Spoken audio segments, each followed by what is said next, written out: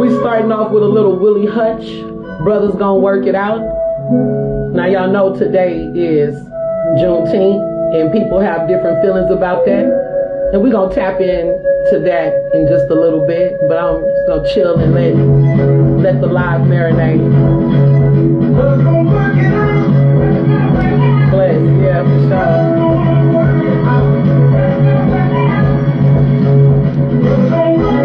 We got some good stuff though coming up. Y'all just have to stay patient and bear with me. Now this is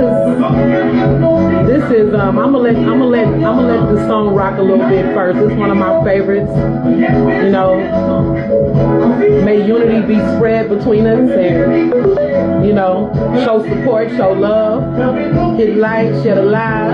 I'm gonna also be doing some giveaways for dream analysis and tarot readings by yours truly. Anybody that likes share the live, you will be put into a drawing. Y'all stay tuned. Sipping on some tea, and y'all know I'm feeling good. I'm feeling fine. Got the CBD oil inside of my tea today. This says inhale the good, exhale the bad, you know. So I got me some tea here, drinking on some ginger, some hibiscus, honey and clove. It's strong. It's a medicinal tea for sure. You drink tea, brother? So anyway, welcome to Metaphysical Monday. And this is like really the first official day I'm doing it. I did have a guest tap in with Brooke. She came in last week on Tarot Talk Tuesday. But today is Metaphysical Monday, and it's also Juneteenth. So it's a little bit different because I did have to acknowledge Juneteenth, you know.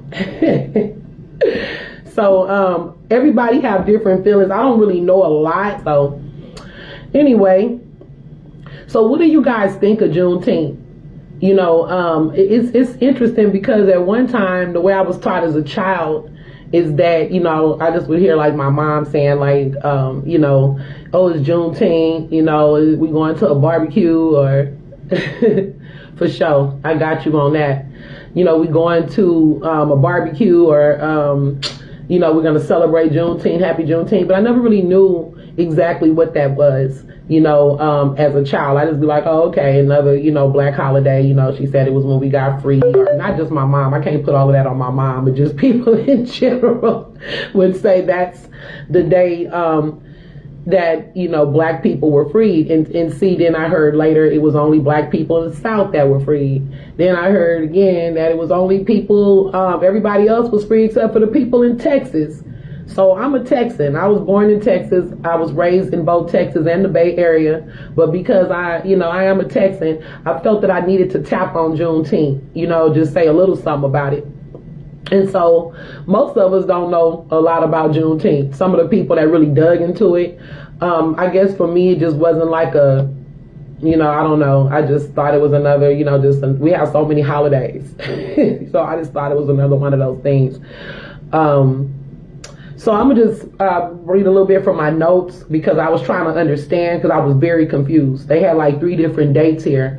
They were saying like June 19, 1865, which is today is June 19, obviously. Then I was getting confused with the date of when Lincoln, let me just read my notes. So Juneteenth marks the day Major General Gordon Granger of Union Army read on June 19, 1865, the federal order saying that all slaves were free. However, Lincoln had already declared in the Emancipation Proclamation, according to the 13th Amendment, that September 22nd, 1862 was actually, according to the 13th Amendment, that everyone was free. However, that didn't become official federally until January 1st, 1863, like 6 months later, right? Okay. So I finally got that part straight. So what I'm getting is that, you know, I'm sure there was a lot of drama during that time. You know, you got people that's been slaves for hundreds of years, you know, all of this free labor and, you know, people comfortable in their homes and doing whatever, you know, living life, living luxury, you know, millions and billions of dollars are being generated. and then Lincoln passes a bill that there's no more slavery, So I know some of y'all ninjas would have did the same thing, would have sat there and pretended like you didn't get the memo to make that money. Sad but true. But whatever the case, so it seems as if though there was some pushback from other states too, and Texas wasn't the only one with delays. It spoke of Kentucky and Delaware and some of the Native American lands. I don't know, just some. It looks as if there was some issues with the Confederates. I didn't get really deep into it. I just wanted to kind of touch on it because it just, to me, it's almost like a ridiculous but righteous situation all at once. It's kind of like, damn, so picture this. We out here working the plantation, working the fields, slaves, and working for years, hundreds of years. Most people probably wouldn't have never even thought that slavery would have ended. So it was probably a culture shock for the whites and the blacks, to be honest, but whatever the case, can you imagine though? So the day your freedom comes, like, it was almost like a going joke. Like, everybody got the memo except for the people in Texas. So I really don't know how to feel about that, because it almost makes me feel like, damn, you know what I mean? And I guess that's how a lot of people feel, is why they don't celebrate it. And I just couldn't dig into the details, because this is actually a long, full live stream, and I just needed something to, kind of fill in the time, and I thought Juneteenth would be perfect just to, have a little build on that, and, you guys could leave your opinion on Juneteenth in the comment section if that's something that you think is helpful to us as people. Is that something that need to be recognized? One thing I can say is that it's a reminder of, just how they tried to give us the old banana up the, what is it called?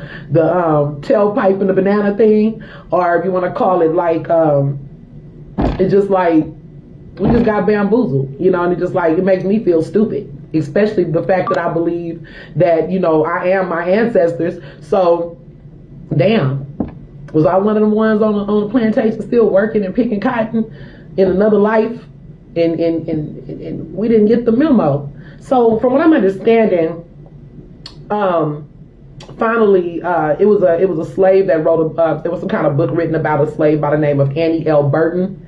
And she's from an Alabama plantation, and she said that she was in the kitchen like hiding, and she heard like the husband and the wife talking, basically saying like, black people are free, or the slaves are free, but we don't want them to know it. So she came out of her hiding spot and basically declared her freedom. So at this point, she took off running and went and told other people on the plantation that they was free. Now the funny part about that is, and I may be getting them mixed up, two different stories. The slave that I'm talking about, I can't remember her name, but she did actually run off the plantation, and she came back later and got her daughter. But this other slave, Annie L. Burton, overheard the news on the plantation, and she actually stayed, her and her sibling. And that's a whole nother thing that people don't think about when you speak about freedom. I mean, it's just like being dependent. When people ask, like, why do, I don't want to bring it to that level, but yeah, like, why do some people stay with abusers? Why do some, hoes stay with their pimps? Even if it's a bad situation. Why would a slave stay indebted to the master? And it's because he relies on his master for everything. Some of the slaves, from what was shared in some of the accounts of the slaves, they experienced anxiety at very high levels, fear, not wanting to leave the plantation. Some of them just took the hell off and never looked back. You know what I'm saying? But you're going to have those people that are also dependent, that feel like they need to, have those. And, and it is what it is. Some people are leaders and some people are followers, I mean, what was they going to do? They didn't have, so some people stayed and they actually worked and, so forth, so on. We know the story, most of us, of just how slavery ended and transitioned. The sad part about it is they soon found out that, they weren't free. Freedom wasn't free, and they were still having so much, discriminations. They didn't have rights. They weren't equal. So for some people, the plantation situation worked out better, and while others, they did what they had to do and, push through. Yeah, it's a lot of details on that. If people are interested in the Juneteenth part of it, I, suggest that you probably, Google it, watch YouTube. But it's a lot. It's a lot to it. It wasn't that simple. The reason why I'm not trying to spend so much time on Juneteenth, because I talk about the slaves a lot because that's where my strength comes from. But the whole Juneteenth thing just seems like something I want to touch on, see how other people feel about it, bring awareness to it, but not stay in it too long on this particular bill. Hey, how you doing, sister, brothers? Neva, Ron, look like brother Najee. Yeah, you can ask questions in the comment section. I'm just building a little bit on Juneteenth. What I am gonna ask though, once I bring in brother Ishmael, because he's gonna be talking about the black Native Americans, black Indians. He got some kind of controversial. Some of us black people do embrace that that Native Americans were actually already here before slaves came, and some people totally reject that notion. I'm still on the fence. I don't know. That's why I wanted to bring him on, and he's gonna build on that. And now with brother Soul Charge, Mr. John Curtis, his build is gonna be different. He actually went from Oakland to Africa, Ghana, up in the pandemic or during the pandemic. So he stayed there for 3 years. He's just getting back last week or 2 weeks ago. So he's going to talk to us about eco communities, why he went. We're going to talk about some of them stereotypes that, if it's true, if it's false, build in on that. He actually deals with sound bowls and everything. So it's going to be a pretty good day. So anyway, back to the whole Juneteenth thing. So I wanted to know, how do you guys, especially Texans in the house? Hey, Jada, what's good, sister? How do you guys feel about Juneteenth? Do you? I know celebrate it. I know we do little things like barbecue, because for black folk it's always an opportunity to come together, eat, hang. But when you think about what Juneteenth really is historically, do you guys feel that it's necessary? Is it just another time to hang out? Is it important? What I ended up with, from what I've gathered, is that it's a reminder of the way they put us in that level of ignorance, and just of the times. It's a good time to reflect on that. So anyway, you guys, what else? So I want to talk about Metaphysical Monday a little bit while we have a little Sade playing in the background. Oh, and happy Father's Day to all of the fathers out there, man. Happy Father's Day. Hey, Ma. Welcome, Ma. And I know people gonna be moving in and out, but just make sure you guys tap in when the speakers come. So happy Father's Day to all of the fathers out there. I hope you guys enjoyed. I hope you got some gifts or got some acknowledgement, enjoyed your family. Mama, how do you feel about Juneteenth? Do you think that's something that we should celebrate? Because you know it from the old days, so this, you're the one that actually, I brought you up earlier, but there's people that really don't like Juneteenth, that really have an issue with it. I'm more whatever. You think it's necessary. So Mom said it's necessary. Why, Mom?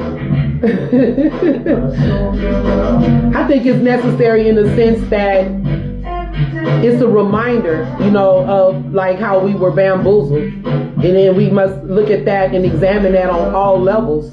That's why it's hard to trust certain things for me. That includes the way we were packaged religion, the way we were packaged spirituality, told about who we are, which is why I'm excited for Ishmael to come in, because that's what we're going to tap on. How many people identify with being black and Native American, or black Native Americans? Could you, put something in the comment? Put a 1 if you got Cherokee or Choctaw or Blackfoot. Mama say she black and she proud. That's what's up, Me too. Me too.